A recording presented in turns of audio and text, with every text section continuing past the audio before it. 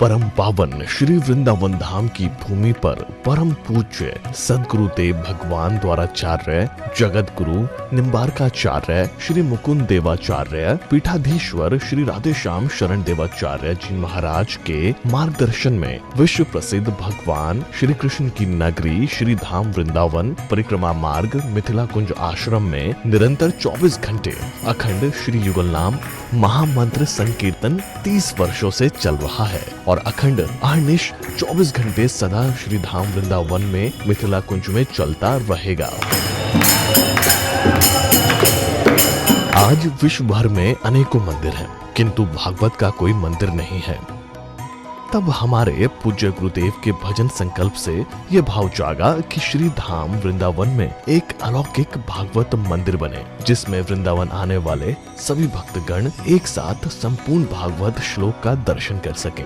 सदगुरुदेव के इस भाव को साक्षात करने के लिए विश्व में प्रथम बार श्री धाम वृंदावन मिथिला कुंज आश्रम में श्रीमद् भागवत महापुराण के 18,000 श्लोक शिलालेख लिखित भव्य दिव्य श्रीमद् भागवत महापुराण मंदिर बनने जा रहा है। आप सब भी इस दिव्य भागवत मंदिर में अपना तन मन धन से सहयोग कर श्री धाम वृंदावन में अक्षय पुण्य प्राप्त करें। एक श्लोक शिलालेख की सेवा राशि मात्र 5100 रुपए है, जिसमें आपके नाम से एक श्लोक शिलालेख पर लिखा जाएगा। इसी प्रकार से आप 2 श्लोक की दान राशि 11,000 रुपए, 5 श्लोक की दान राशि 25,000 रुपए, 11 श्लोक की दान राशि 51,000 रुपए और 21 श्लोक की राशि है 1,01,000 रुपए देकर अनंत पुण्य के भागी बन सकते हैं। कहा गया है कलयुग केवल नाम आधारा।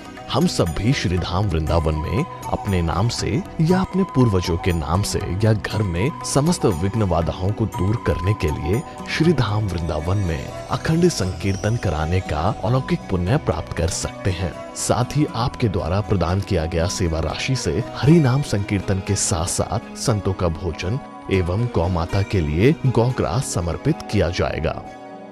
आप निम्न राशि प्रदान कर सदस्यता ग्रहण कर सकते हैं। एक दिन का संकीर्तन राशि मात्र 1,500 रुपए, एक माह का संकीर्तन राशि मात्र 15,000 रुपए, 12 माह की संकीर्तन राशि मात्र 21,000 रुपए से आपके नाम से निरंतर अखंड श्री युगल नाम हरि नाम संकीर्तन के साथ साथ साल के 12 माह में 12 दिन 12 संतों का भोजन गौग्रास आदि सेवाएं आपके मरणोपरांत भी चलते रहेंगे। अतः आप एक छोटा सा संकल्प लेकर हमसे जुड़ सकते हैं और श्री धाम वृंदावन मिथिला कुंज आश्रम में आप आजीवन सदस्य रहेंगे। आप वृंदावन में जब भी आएंगे तो आपके रहने की निःशुल्क व्यवस्था रहेगी।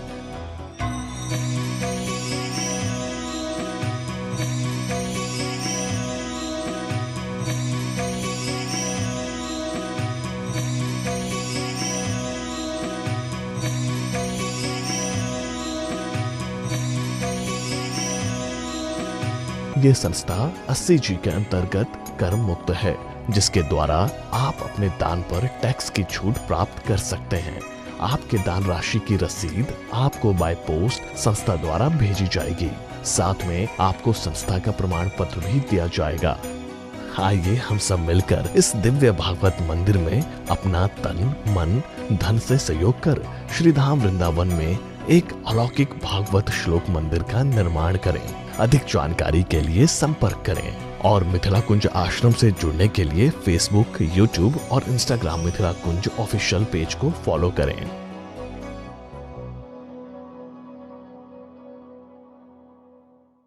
श्री वृंदावन बिहारी लाल की जय। सज्जनों, जो नित्य इस सत संग के लाभ ले रहे हैं, जिस लाभ के द्वारा लिखा हुआ है संत संदेश, और इस संत संदेश के माध्यम से हम आपको पहचान करा रहे हैं कि ये पहचान ही अपने आप को हम पहचान कैसे करें। आप ये पहचानते हैं कि ये हमारी माता है, ये मेरे पिता है, ये हमारे सगे संबंधी है। इन पहचान के बाद भी जब आप बहुत श्रेष्ठ, क्योंकि ये सब पहचान के दूर कराने वाले हैं, क्या विद्या रूप महत्कुल धन यौवन अभिमान सट कंटक देखे जहाँ रहत न भक्ति निदान। ऐसा नहीं है कोई मूर्ख अपने माता पिता को वृद्धाश्रम भेजते हैं, नहीं। आप कहेंगे कोई नशेड़ी अपने माता पिता को वृद्धाश्रम भेजते हैं, नहीं। अरे महाराज बहुत विद्या से संपन्न हैं, पढ़े लिखे हैं, फिर भी देखते हैं कि घर में मैडम से रोज विवाद हो रहे हैं कि अपनी माता को चाहे घर से निकालो चाहे मुझे रखो, माता पिता को निकालो, भेज देते हैं। कई लोग गरीबों को, कई लोगों ने वृद्धाश्रम खोल रखे हैं, कहते जाओ वहाँ रहना। यहाँ महाराज कोई सोते महाराज घर में हम बहुत सुंदर बंगला फ्लैट बनाए हैं और सब जगह सजाए हैं, देखो ये डोकरा डोकरी जब से माता पिता आए क्या करते हैं,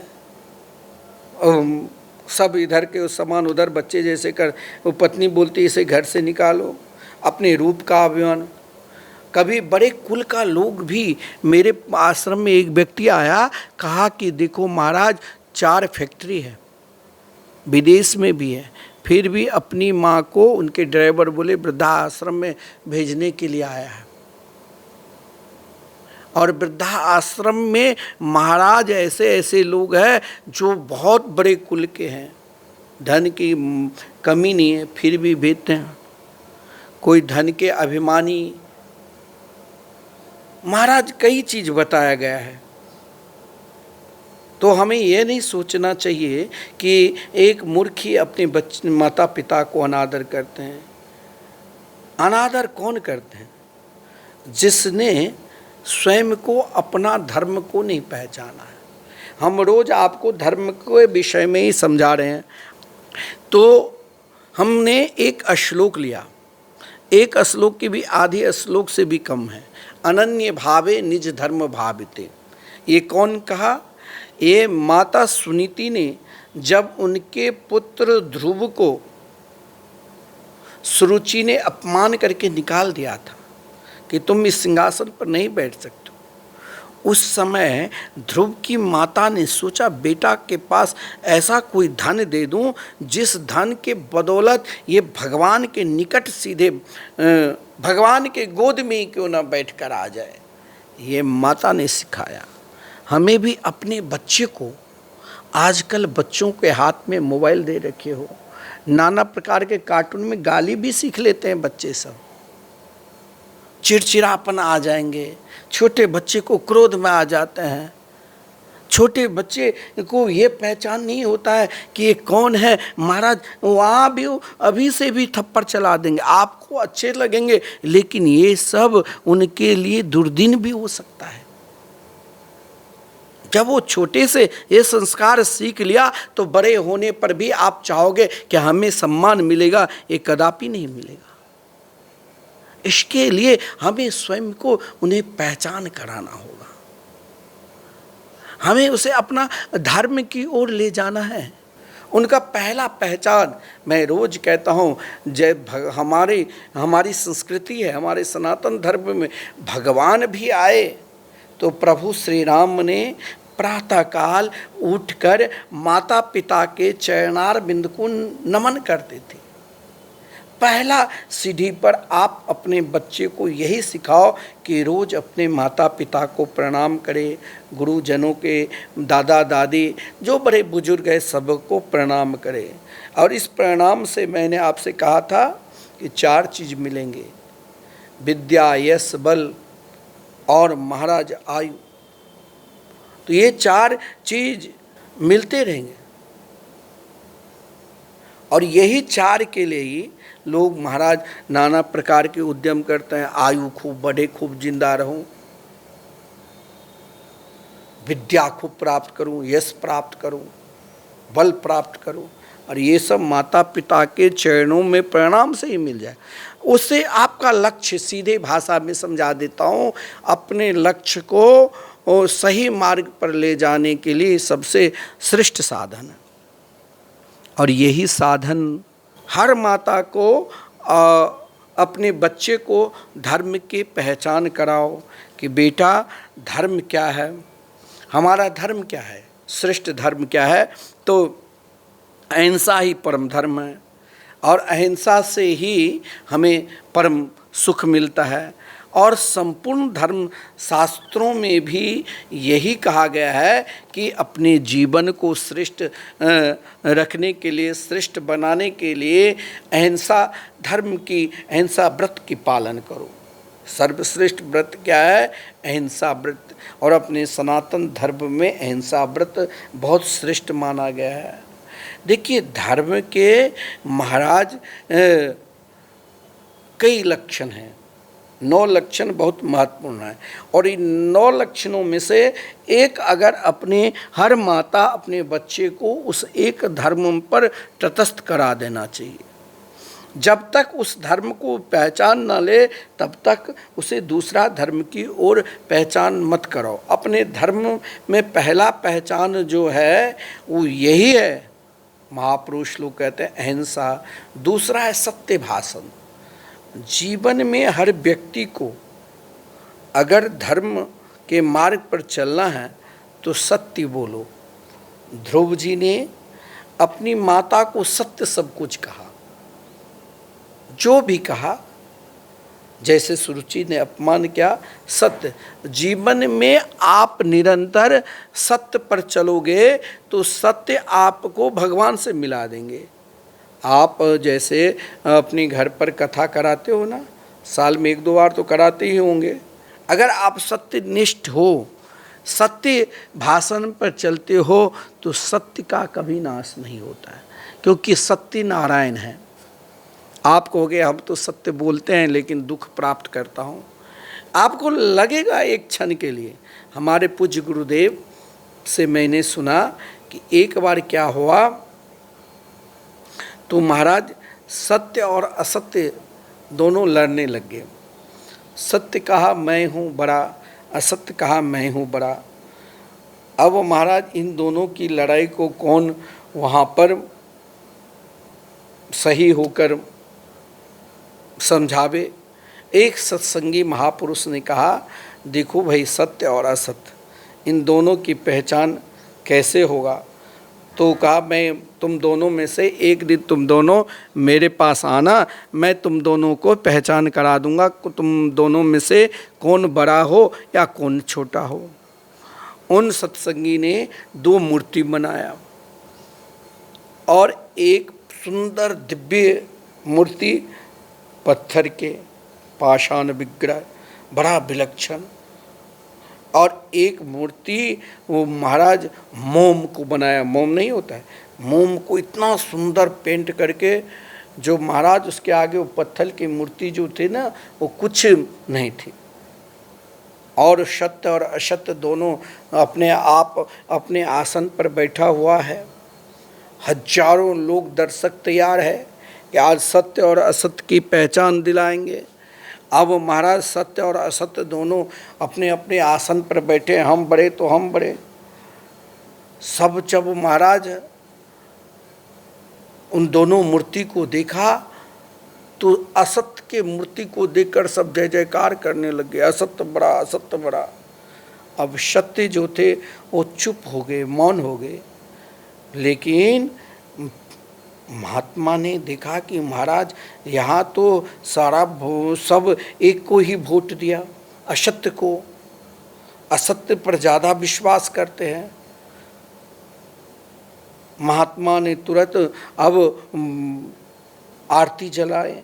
बोले ठीक है, अब मैं दोनों को आरती कर दूं। बोले नहीं नहीं, ये सुंदर मूर्ति जो बनाए उन्हीं की आरती करो।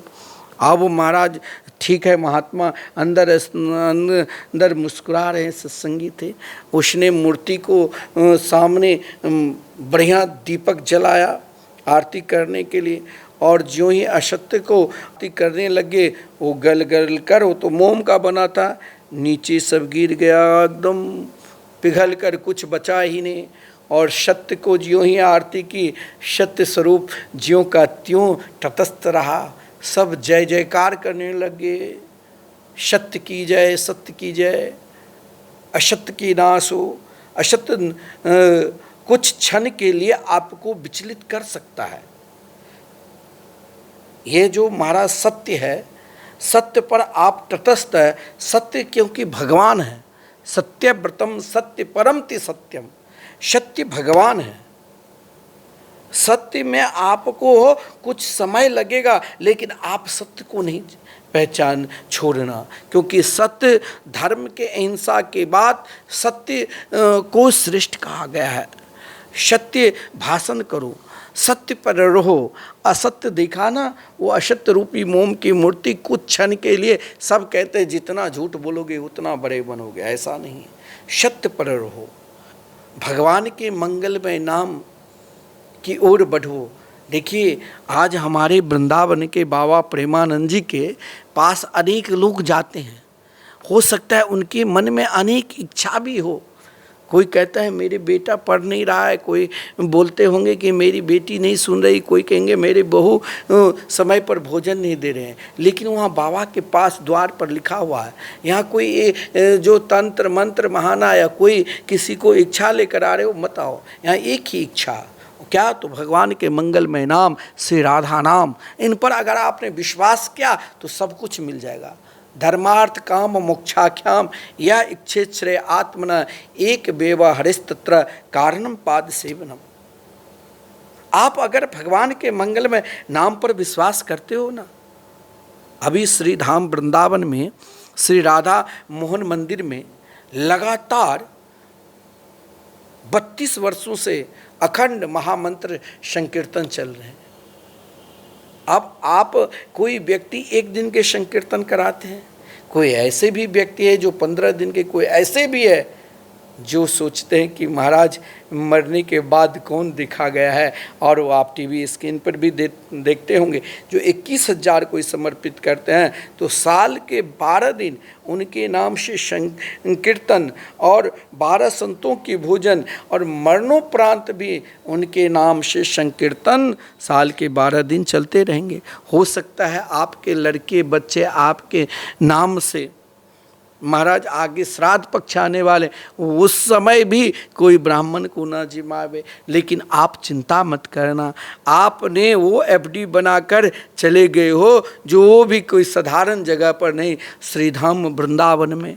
और श्रीधाम वृंदावन में भी किसी और चीज़ के लिए नहीं कि अखंड कीर्तन जो श्रीधाम वृंदावन में चलते रहे, नित्य चले। सजनों, यह भाव अपने आप में बहुत उत्तम है। तो हमें संकीर्तन की ओर बढ़ना है तो जरूर श्रीधाम वृंदावन में संकीर्तन कराइए। संत सेवा यहाँ निरंतर, आप कभी आओगे तो यहाँ हमारे यहाँ वयोवृद्ध संत सब भजन करते हैं। उनके लिए रूम में एक संत को 3-3 संतों के रहने के लिए बना हुआ है। वहाँ सब प्रवेश भी नहीं करते क्योंकि वो लोग आश्रम से बाहर भी नहीं जाते हैं। ऐसे ऐसे संत की सेवा करो। महाराज साधु संत कई लोग आते हैं आज वृंदावन में दर्शन करने के लिए, मंदिर दर्शन करके चले जाते हैं, लेकिन यहाँ भजनानंदी संतों की दर्शन करो। वो आपको पहचान कराएगा, वो आपके अभिमान को दूर कराएगा। क्योंकि धर्म का जो तीसरा लक्षण है अहिंसा, सत्य भाषण, और तीसरा क्या है, अपने क्रोध का त्याग। कभी कभी क्या होता है, भगवान के दर्शन करने के बाद भी क्रोध आ जाता है। आप कहोगे ये कैसे होता है? देखिए, दुर्योधन दुशासन ने भी तो भगवान के कई बार दर्शन किए होंगे, लेकिन मरते दम तक क्या उनके क्रोध समाप्त हुआ? दुष्ट भाव समाप्त हुआ? निरंतर दुष्टता ही पांडवों के प्रति सोचा, क्या समाप्त हुआ? तो क्रोध का त्याग करना है तो संतों का संग करो। संतों के संग करने से ही क्रोध त्याग होगा। बोलेंगे कैसे? तो वहाँ संत महात्मा आपको कोई तंत्र मंत्र की ओर नहीं ले जाएंगे, वहाँ एक ही हरिनाम महामंत्र की ओर ले जाएंगे, युगल नाम महामंत्र की ओर ले जाएंगे कि भैया संकीर्तन करो, राधे कृष्ण कृष्ण कृष्ण राधे राधे, राधे श्याम श्याम श्याम राधे राधे। बस इसी से कल्याण होगा। एक सज्जन ने कल हमसे फ़ोन किया कि महाराज भजन में ही सब कुछ भरा हुआ है तो आगे क्यों बढ़ूँ? मैं कहा हाँ, आपने अगर भजन किया ना तो बोले भजन से भगवान मिलेंगे। बोले इसमें सोचने की क्या ज़रूरत? भजन करो, भजन से ही भगवान मिलेंगे। यत् फलम नास्ति तपसा न योगे न समाधिना तत्फलम लभते सम्यक कलो केशव कीर्तनात्। भजन करो, भजन, भजन से आपके अंदर महाराज धर्म के जो भी लक्षण है वो सब आप पहचान लोगे। मैंने कहा अहिंसा जो लक्षण है, सत्य भाषण जो लक्षण है, क्रोध का त्याग जो है तीसरा भाव, और चौथा क्षमा भाव। हर व्यक्ति पर क्षमा भाव रखो, क्षमा अपने आप आ जाएगी। और जब क्षमा आया तो फिर आपके अंदर सरलता भाव आ जाए। सरलता भाव किसके अंदर होता है जानते हो? अभिमानी के अंदर नहीं। सरलता भाव जिसके अंदर आपको लगे कि ये बहुत सरल है, मान लेना। नहीं, सरलता मतलब दीन। अगर दीनता है तो समझो इनके ऊपर दीन बंधु कन्हैया की कृपा है। सरलता है तो आपके अंदर महाराज ये पहला पहचान है कि आपके ऊपर भगवान की पहचान है। और जब सरलता है तो इससे भी धर्म का जो लक्षण है छठवां, उसमें कहा गया गुरुजनों की नित्य सेवा करो, जितने हो सके बड़े को आदर दो। इससे बड़े का आदर दोगे, सेवा करोगे तो क्रोध नहीं होगा। क्योंकि महाराज बड़े के आदर सम्मान से एक बहुत बड़ा लाभ मिलता है। इसलिए गुरुजनों को नित्य सेवा करो, बड़े बुढ़ों को नित्य आदर करो, उसे तिरस्कार मत करो। घर में कोई आपके बड़े बुजुर्ग दादा दादी है ना, उसे अपमानित रोटी मत दो, उसे गाली मत दो, उसे ये मत कहो कि कब मरे, ये तो महाराज अब बेकार घर में है। उसे किसी वृद्धाश्रम में मत भेजो। उसने आपको पाला है, आपको पालकर इतने बड़े बनाया है। और वो महाराज आप रोटी तो खिलाते हो, लेकिन वही रोटी आप सम्मान के साथ दो। आप उसे, जिस भगवान को आप घर में पूजा करते हो, जिस भगवान के दर्शन करने के लिए आप मंदिर जाते हो, उसे मान लो अब तो ये वयोवृद्ध हो चुके हैं, भगवान के स्वरूप है। ऐसे भाव देकर उनको पूजन करो। उससे क्या होगा तो आपके अंदर पवित्रता के भाव जागृत रहेगा। आप किसी भी अवस्था में अपवित्र नहीं हो सकते हैं। जैसे ध्यान देना, आप तुलसी माला पहने हो, जो तुलसी धारण करते हैं ना, वो किसी भी अवस्था में वो अपवित्र हो ही नहीं सकते हैं। वो निरंतर पवित्र है। एक बूंद तुलसी के जल शरीर में पड़ने से संपूर्ण शरीर शुद्ध हो जाते हैं। तो जैसे आपको घर में कोई मरना सोच है, कोई जन्म सोच है, उन सोच में भी आपको ये चीज़ नहीं छोड़ना चाहिए। 3 चीज़ कभी नहीं छोड़ना। नोट कर लो, कई लोग आपको कहेंगे, लेकिन तब भी न छोड़ना। क्या? तो तुलसी के माला कभी किसी भी अवस्था में अपवित्र नहीं होते, नित्य नूतन है। ये तो सूख जाने के बाद भी जब भगवान पर चढ़ते हैं, इनके पत्ते, सूखे पत्ते भी भगवान पर चढ़ते हैं। जैसे कूसा है ना, कूसा आप एक साल में एक दिन, अभी आप पहले तारीख को 1 सितंबर को जैसे सब अपने अपने घर में कूसा लाए होंगे, वो कभी अपवित्र होते हैं? नित्य पवित्र रहते हैं सूख जाने के बाद। वैसे तुलसी भी नित्य पवित्र रहते हैं। तो पवित्रता, ये ध्यान रखना, तुलसी किसी भी अवस्था में अशुद्ध नहीं होते हैं, ये अपने आप में पवित्र है। और महाराज ये काम आपको कोई कहे मरना सोचो या जन्मा सोचो, महाराज सोचो, लेकिन तुलसी किसी भी अवस्था में मत उतारना। और नित्य भजन, नित्य जो आप मान लो भजन करते हैं, सदगुरु के द्वारा प्रदत्त मंत्र है, उस मंत्र को भी, जैसे माता लोग नहीं कहते 4 दिन नहीं करना चाहिए, आप दूसरे माला रखो लेकिन नित्य करो, उसे भी नहीं तोड़ो। जन्मा सोच है या मरना सोच है, फिर भी अपना गुरु मंत्र या नित्य जो सेवा भाव है आपके भगवान की सेवा, उसे नित्य करना चाहिए। वो कभी महाराज हर स्थिति में अपने आप में आपको पवित्र बना देंगे। आपके जो कुल परंपरा की जो जैसे कुल देवी है, उसमें महाराज ये सब नियम है कि उनकी पूजन वर्जित माना, लेकिन भगवत पूजन तो नित्य आपको किसी भी अवस्था में त्यागना नहीं चाहिए, निरंतर करना चाहिए। जो नित्य आपका नियम है, आप हनुमान चालीसा ही नित्य करते हो तो नित्य करो। देखिए, हर माता पिता को अपने बच्चे को सर्वप्रथम जैसे सिखाते हो ना तोतली भाषा में, ये माता बोलो पिता बोलो, उसी प्रकार महाराज आप हनुमान चालीसा भी अपने बच्चे को नित्य सिखाओ। उससे क्या होगा, उनकी जो बुद्धि है वो श्रेष्ठ बनेगी और सज्जनों वो अपने आप में प्रभावशाली रहेगा।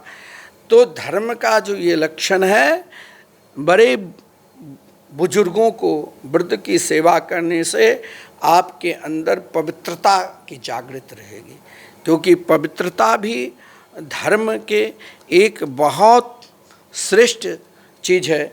तो हमें अपने जीवन में अपनी पवित्रता को भी ध्यान रखकर सज्जनों नित्य चाहे कुछ भी हो जाए, हमें एक काम सबसे श्रेष्ठ पवित्रता बनाने के लिए क्या काम है, भगवान के मंगलमय नाम। और भगवान के मंगलमय नाम आप किसी भी अवस्था में ले सकते हो, किसी भी समय में ले सकते हो, किसी भी कहीं भी किसी भी धर्म में हो तब भी ले सकते हो।